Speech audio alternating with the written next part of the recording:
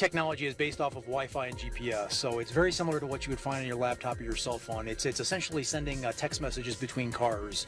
We have standardized messages that Ford could send to another Ford vehicle or Ford could send to a competitor, and you're able to interpret those messages and determine where vehicles are around you and help avoid conflicts like blind spot conflicts or intersection conflicts or forward collision conflicts.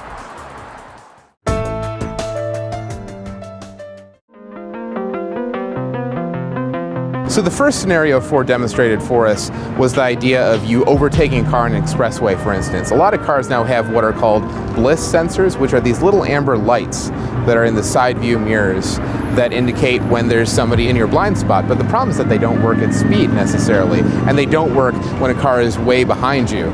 So when you have these cars transmitting data to one another, you enable that. You don't need a sensor that has to shoot that far behind you. You just communicate via what is effectively a Wi-Fi-like standard, the car's positions relative to one another, and then the car in front knows, hey, I shouldn't merge over right now because there's a car that's about to overtake me. The system can literally see through cars. If there's a vehicle in front of you that doesn't have vehicle-to-vehicle communication enabled, but the one in front of it does, and that car brakes hard, your car will know so that you have more advanced warning that you need to slow down. They showed us a second example of this sort of seeing through cars situation where, say you're pulling up to a toll booth, the vehicle in front of you suddenly swerves out of the way and the vehicle ahead of that is stopped. Well, before you wouldn't have been able to see that, but with this system you can, because your car knew all along exactly where the car in the very front was. So if you're traveling at speed, you can get a warning that you need to slow down. You're not going to be surprised when the car in front of you swerves out of the way.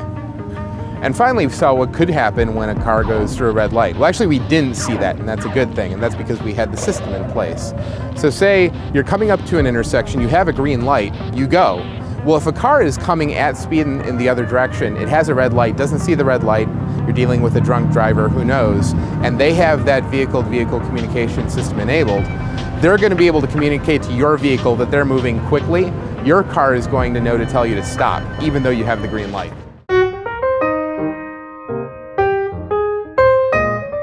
Unfortunately, this technology isn't super close to going into production. There are a few different challenges. One is that the standard still isn't set in stone.